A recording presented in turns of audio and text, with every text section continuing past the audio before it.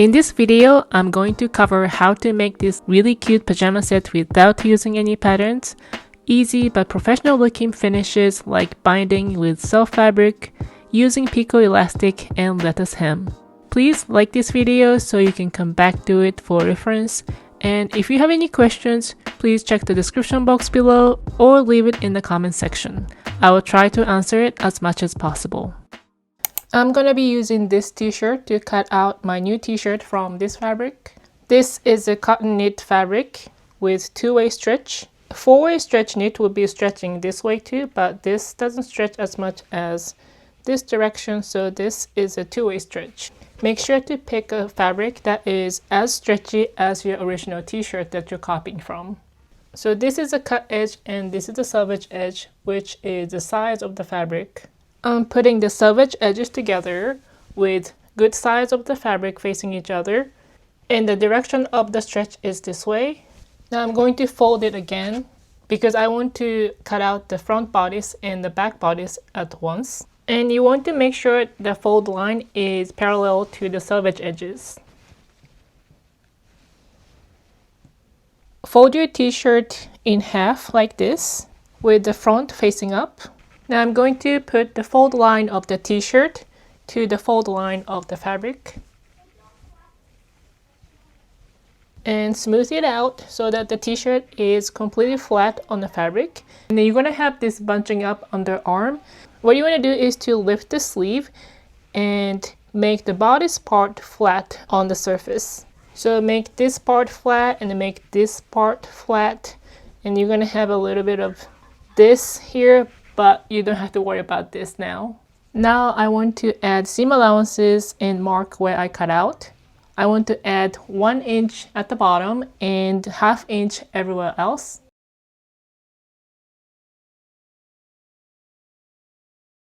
For the shoulders, you can see that the back shoulder is longer than the front shoulder. This is about ½ inch, so I'm going to add ½ inch for that and ½ inch seam allowance. So I'm going to add 1 inch here for the back shoulder, and this is the front shoulder, so I'm going to draw here, and this is going to be the cut line for the front shoulder. For the armhole, I'm going to hold down on the seam and lift the sleeves, make a faint mark, and do this in a couple places.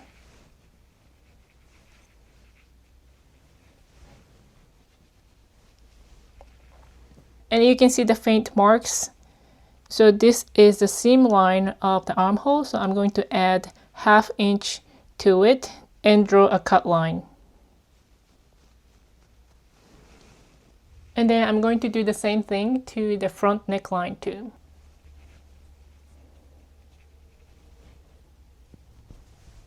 Actually, I want to make the seam allowance for the neckline 1/4 inch, so I'm going to only add 1/4 inch. I'm going to fix this back neckline too. So first I'm going to cut on the outermost line. And I'm going to try my best not to shift the fabric as I cut.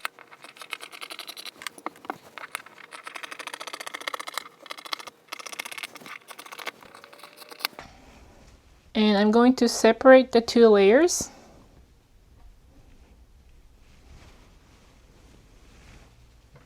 And this without the marking, this is going to be the back bodice.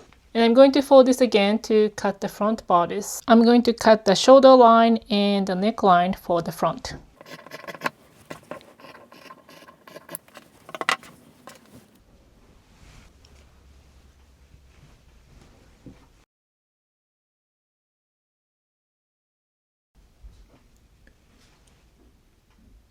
Now I'm going to do the sleeves. The fabric is folded here with good sides together, and the stretch is this way. I'm going to put the folded edge of the sleeve on the folded edge of the fabric, making sure the sleeve is flat.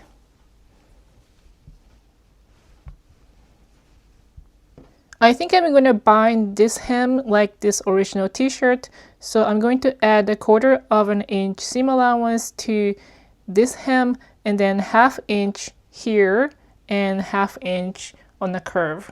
The hem of the sleeve might be straight or curved down like this, but this here needs to be 90 degrees.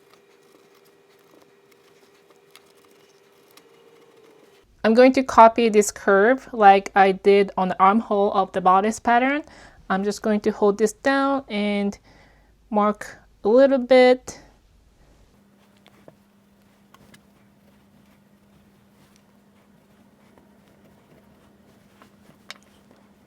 And I'm going to add 1/2 inch to this.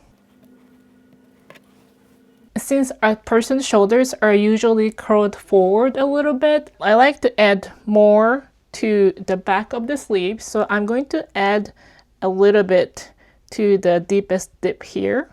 About 1/2 inch or 3/8 of an inch. I'm going to connect it to the rest. And I'm going to cut the outermost lines here.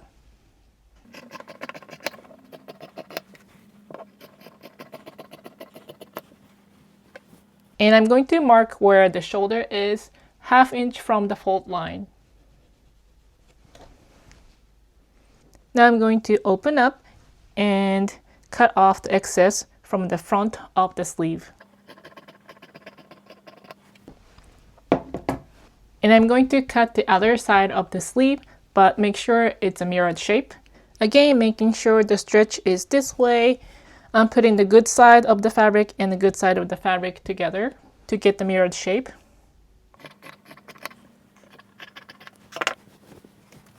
I'm going to cut on this mark about 1/4 inch for a notch just to mark the shoulder.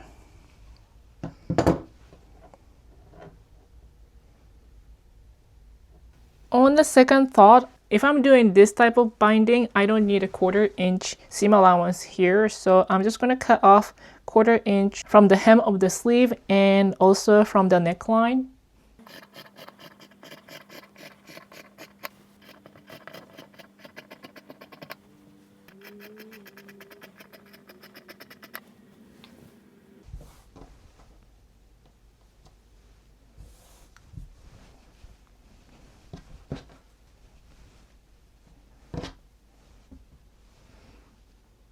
The first seam you're going to sew is one of the shoulders. Put back and the front bodices with right sides together, but the front shoulder will look like it's longer than the back shoulder because I didn't adjust the seam allowance for the curve.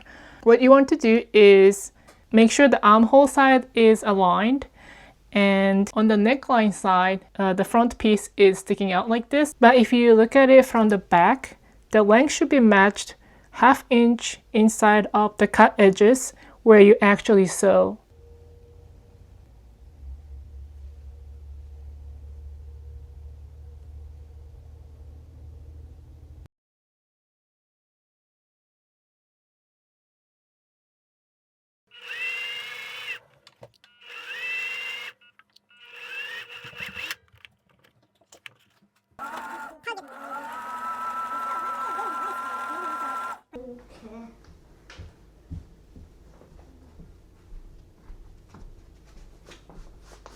Now I've sewn together one of the shoulders. Here I'm going to bind the neckline from this end of the front neckline all the way continuously to this end of the back neckline.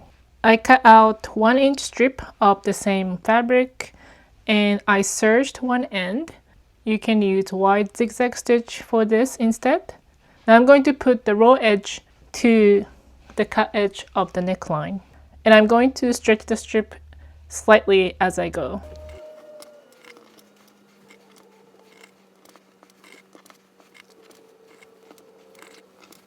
I'm going to sew 1/4 inch from the edges with small zigzag stitch. And I'm going to do the same thing to the hems of the sleeves. I just stitched here. Now I'm going to wrap this around the edge.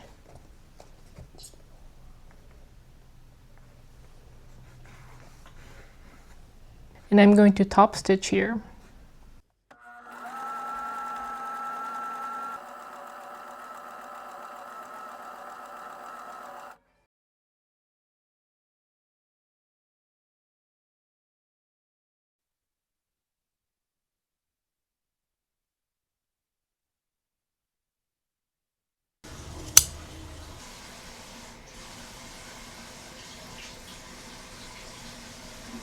After the neckline, I'm going to do the other shoulder.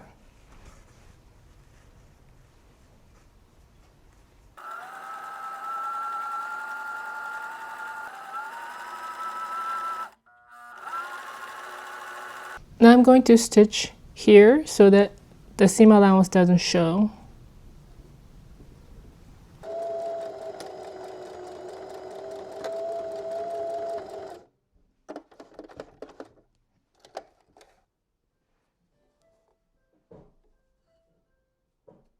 I ironed the neckline and the hem of the sleeve with steam, and they're looking nice. Next, I'm going to attach the sleeve. Remember, the front of the sleeve is a little bit curvier and the notch is a little bit closer to the front. So here is a notch. This is the front of the sleeve. So this sleeve goes on this side.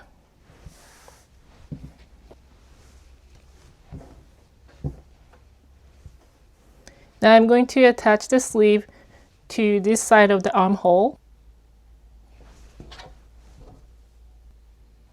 And make sure the shoulder seam allowance is not twisted like this. Just lay it nicely flat like this. And this seam here should go with the notch. And I'm going to distribute the length to match the armhole.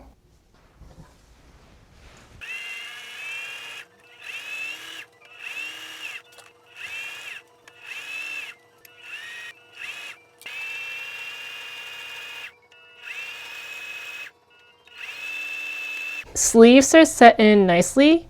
Only things left to do is to sew underarm to side seams continuously and then hem the bottom of the t-shirt.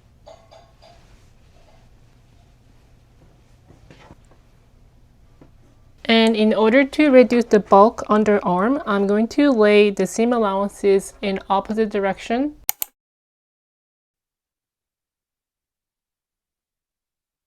To finish the hem of the t-shirt, I'm going to fold up once, and I'm going to use the fusible web between the two layers to stick this in place. I think this is called stitch witchery or something like that. This melts with the heat of the iron and acts as temporary glue between the two layers. It also acts as stabilizer, so it's easier to get a neat finish. But you can absolutely do the hem without the fusible web and just by pinning. But I recommend using it because it really helps me get a neat finish.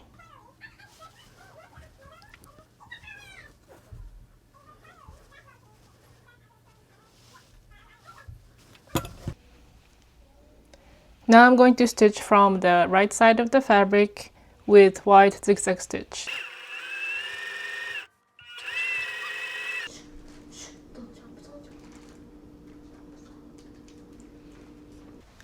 I'm folding the fabric lengthwise and the right sides of the fabric together.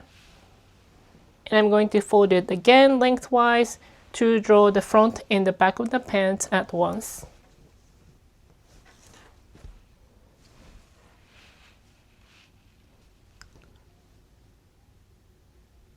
Since I'm using a stretchy fabric, I'm going to use these stretchy leggings as a template. I'm going to fold this in half with the front of the pants on the outside. And I'm making a pair of pajama pants without side seams. So this folded edge is going to be the side. You can place this edge right on top of the folded edge. But I'm making a pajama pant that is a little bit looser than these leggings. So I'm going to place these leggings about an inch from the folded edge. I'm going to draw the front of the pants, adding a 1/2 inch seam allowance.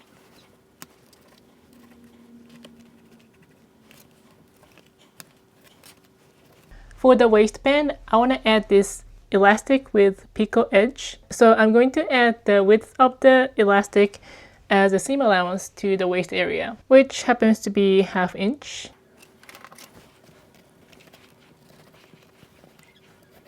For the back of the pants, this crotch area is folded to the front like this. So I'm going to add this 5/8 and 1/2 inch seam allowance and draw here.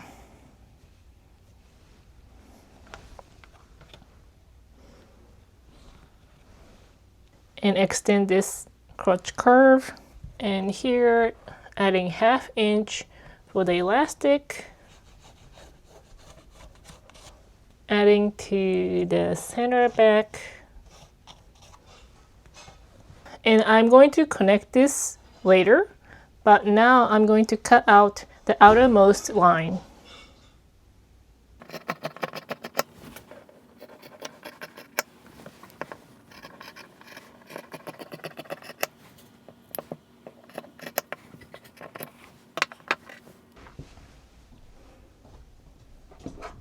You still have 2 layers, and depending on the thickness of your fabric, you might have one layer that is much bigger than the other at this point. In that case, you can cut off the excess of the bigger piece now.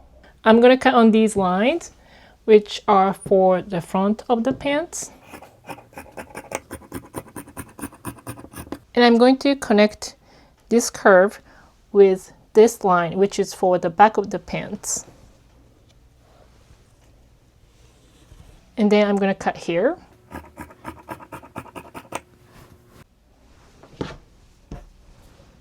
So actually, I forgot to adjust these inseam lengths. This happens for the shorts especially because I simply extended the back crotch. The front inseam is longer than the back right now. So what you can do here is that I could have just added more when I drew it, but I already cut it out. So what I can do now is either to lower the front crotch a little bit, or I can angle the back inseam. So I don't want to change the fit of the crotch. I'm going to angle the inseam of the back pants. So this is exactly 5 inches. So I'm just going to angle the inseam until I have 5 inches here. So when it's connected, it should look like this. Now I'm going to sew the inseam of the pants. I'm going to sew here. Now I'm going to flip one of the pant legs inside out or outside out. And I'm going to put this in the other leg.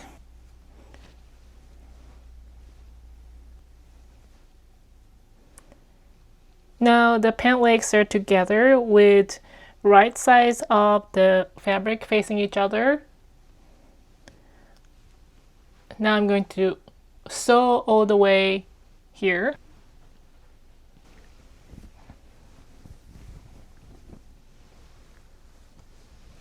I cut the elastic to the exact measurement of the waist and sewed the ends with 1/2 inch seam allowance to make it into a ring, and this makes it 1 inch shorter than the actual measurement of the waist. This depends on how tight or loose you want, or depends on the elastic you're using, so this is a good time to try this on around your waist. Align the side without picot with the top of the pants and put the elastic on the right side of the fabric and distribute the elastic evenly. We are going to stretch the elastic to match the fabric and zigzag stitch close to the picot, and then flip the elastic inside and then zigzag the other side to finish off.